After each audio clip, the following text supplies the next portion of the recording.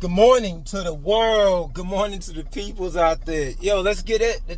Let's get with it, man. Let's get with it. It's been a lot of talk. It's been a lot of talk about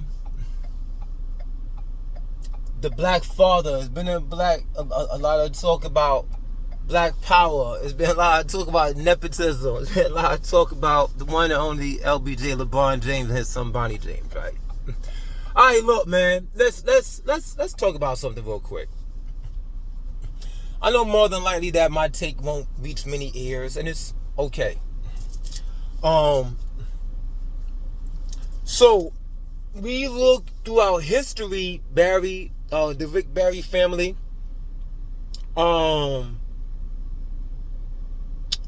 King Griffey and his pops, King Griffey Jr. and his pops. Who else? Oh, snap. Lopez brothers, Giannis Antetokounmpo, Justin and Drew Holiday. There's quite a few people with family. I think the problem with LeBron James is that it has been such a circus with him throughout his career that people are like, okay, all right, not something else. It's like, damn, something like not something else with this guy. All right, so hold on, what's going on with this red light? I mean, no. All right, it's been right here forever. I'm sorry, I'm trying to this light bit. Oh, there it is. Whew. So I really believe that it's just like, okay, enough with the antics. It's something else. Now we get into this word, nepotism. A lot of people, black, white, green, whatever, a lot of us use words wrong. We use words in the wrong way, and we think that we're saying the right thing because it's relative for that. Well, actually, no. See, with LeBron James and Bronny Jr., that's not nepotism. Nepotism is when you give individuals positions within something that you control, and they do not rightfully deserve that opportunity, whether it's because of skill or whatever else that would determine for them to be within that, right?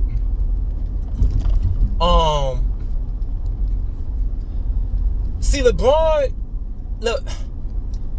yes, we can say that he can leverage his power behind closed doors and things like that. But let's be honest, he does not, at the end of the day, he does not have the last say-so as to Bronny James coming on the team. Pause. As to Bronny James getting on the team. He does not have the last say-so. Last say-so comes from who? The owner, G-Bus. Okay. If she says no, whatever, that was not nepotism. That wasn't even meritocracy. In which meritocracy will come as you have a company and you hire your son from within. You hire somebody from within that have been a part of the company, that has helped the company to benefit, that has garnered the proper skills, right? See, what even when we talk about people that own companies and that pass, this is nepotism, like, if you are whatever race or culture that you are, and you build a company from the ground up for you and your family and friends to pass it down,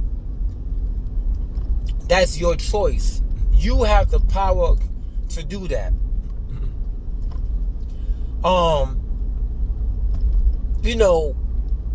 But you should rightfully train that person up so that they can properly take over the company, or properly be a part of the company within a high position, and people around them respect that they can do the job. Bronny James averaged less than 8 points a game. He averaged less than 5 assists, 5 rebounds a game. Second round draft pick. 4-year deal worth almost $10 million, right? I think that his money in NILs is more. It's valued at more. I can't really remember. Nor do I care. When we play sports in high school, it was he's only on the team because his uncle or his dad or whatever. They're little kids, but there's still a lot of potential to be developed within that young person.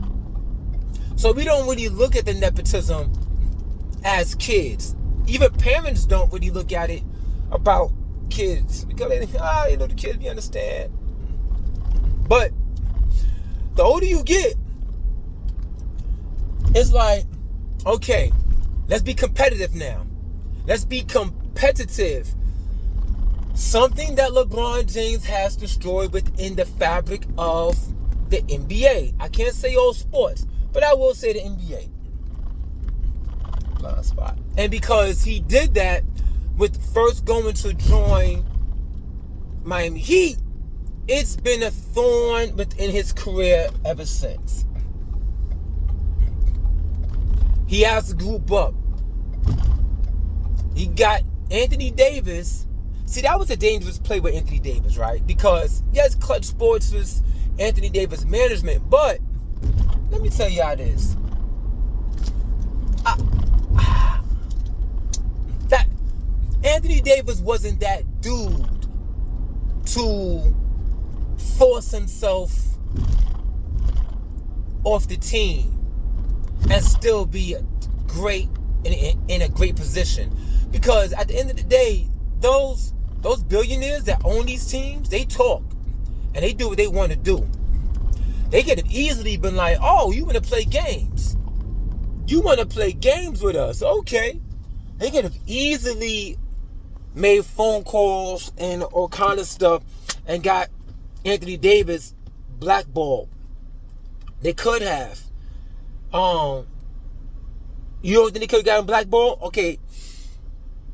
Do you think that Anthony Davis is better than Carmelo Anthony? Carmelo was blackballed. We don't know why, but he was. Okay? He could have got blackballed. And LeBron got him on his team. LeBron left Miami, went to Cleveland because Kyrie was there. Then got Kevin Love to come there. Kevin Love's game went down. He had to adjust his game. So anyway, let's take LeBron allowing, and I said allow because if he flexed his power to get his son into the NBA, whether he deserved it or not, that's an opinion from the eye test. But if numbers was talking, I said aloud because Russell Westbrook averaged a triple-double for 4 years. Went to LA, and it just wasn't a good fit. It was an horrendous experiment. And LeBron allowed the NBA media. We can't worry about the fans, but the NBA media to eviscerate Russ. That's why Russ don't mess with him. LeBron could have easily shut that stuff down. Like, yo, I'm not going to sit here and listen. Hold on. They said LeBron has an impeccable memory. He could have easily been in an interview and called dudes' names out. Hey, such and such, you said this about Russell Westbrook. Why would you say that? That man is an all-star. That man is a perennial all-star. That man is a future Hall of Famer. That man average. Boom, boom, boom, boom. He could have broke it down on several people. He didn't. He didn't do anything to protect Russ. Nothing. Kyrie Irving,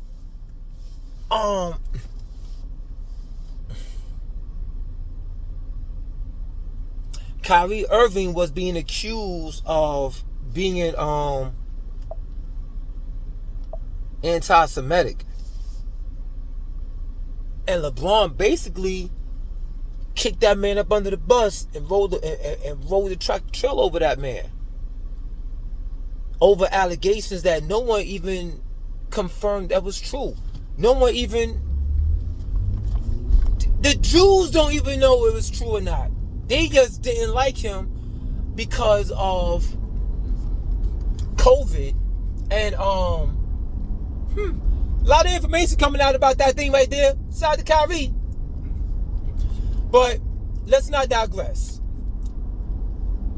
Bronny James, by the numbers, did not qualify to make an NBA roster.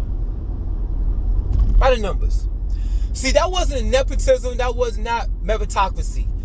That was called a favor. It was not nepotism. It was a favor. And I'm not even sure if it was a thank you. Because LeBron only won one ring in LA. One. It's not like it was Kobe and he has a son or a nephew and they like, Kobe, whatever you want. Whatever you want, we're going to get him on the team. They didn't do none of that. No. It was a favor. And the problem with this situation is that JJ Redick and everybody else keep talking about it.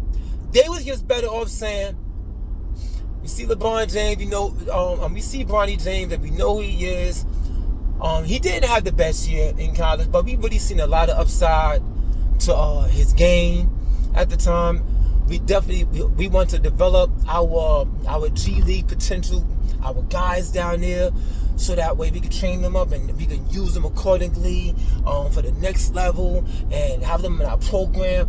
They could have really spoke about the development program that they want to quote unquote have in place. They didn't do that. The way they talking about it, I fear for Bronny is this. There's a lot of people that don't like LeBron James in the NBA, players and administration, meaning from the lowest of the coaches to the highest of the brass. That Darvin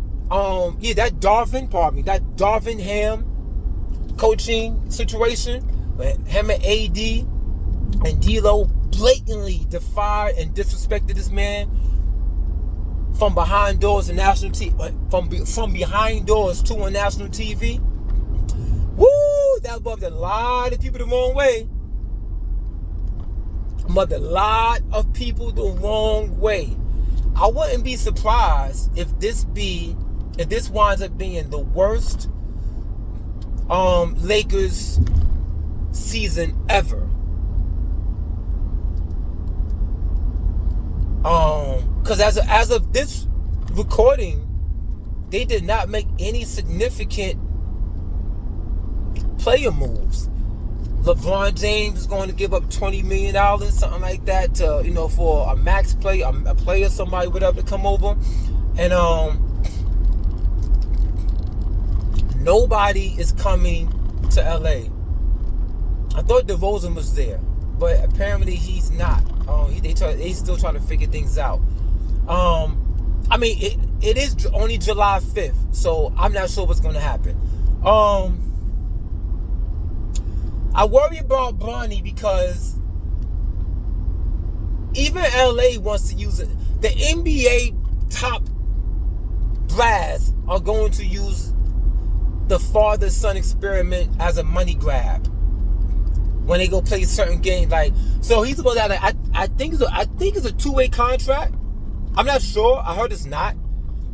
You know, shout out to Rich Paul. Yo, if you draft him, if you try to draft Bronny James, you're gonna send him across seas for that year. For that year, he gonna develop, he gonna play, he gonna come back next year in the draft as a free agent. Whatever. Right? We just gonna pick him up. So we want his name to be, we want him to hear his name called in the draft. Great.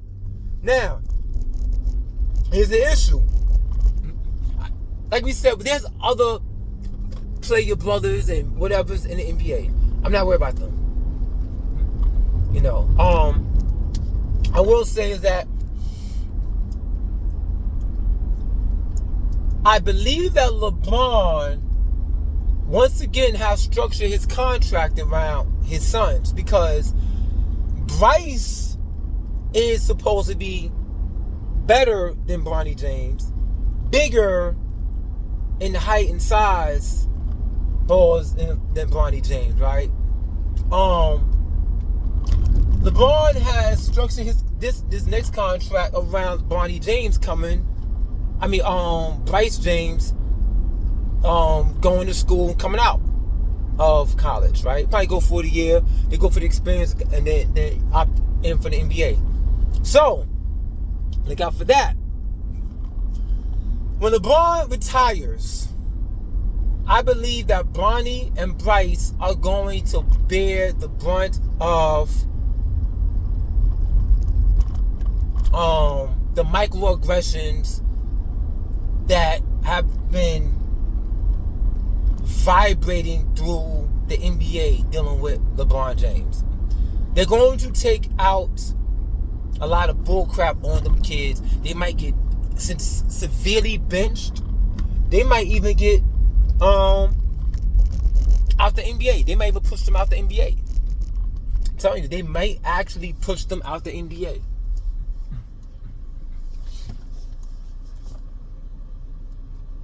Because if they're gonna go to the bench. So they're gonna be like, yo, why am I here? Why am I here if I'm not playing? Yo, they're gonna want to go into the G League or something. I hope not. But yeah. So we gotta pick one. Is it nepotism? Is it meritocracy? Or is it a favor?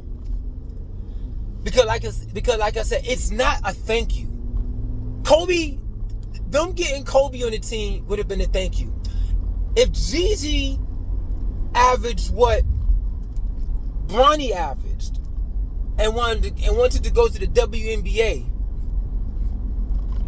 and she got on the team for the WNBA, we all know what it was, but it would have been a thank you for your services, Kobe Bean Bryant.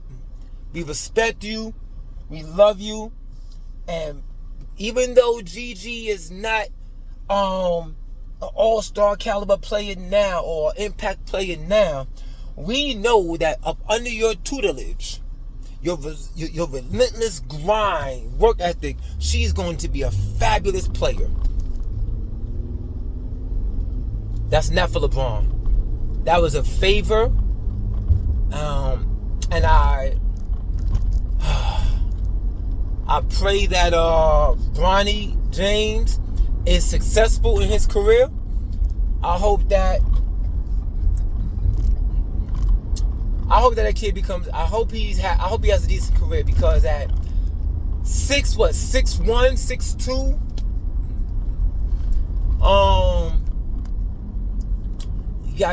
you got to go up against a lot of very, very strong and skilled. We gonna see what he does in the G League. In the Summer League, because he got some people to play up against in the NBA. If he gets there, and anyway, yo, shout out to any and everybody that sees this. I hope that my take on this was very sensible. I hope my take on this wasn't seem like it was hating. I hope that it was enlightening for a lot of people who ever heard this. Alright, y'all, I gotta go. I'm your boy Pretty Handsome Hustler from Handsome Hustler TV. I represent Hampton University. Handsome, HANDSUM. Yeah. Look, ma, no hands, go.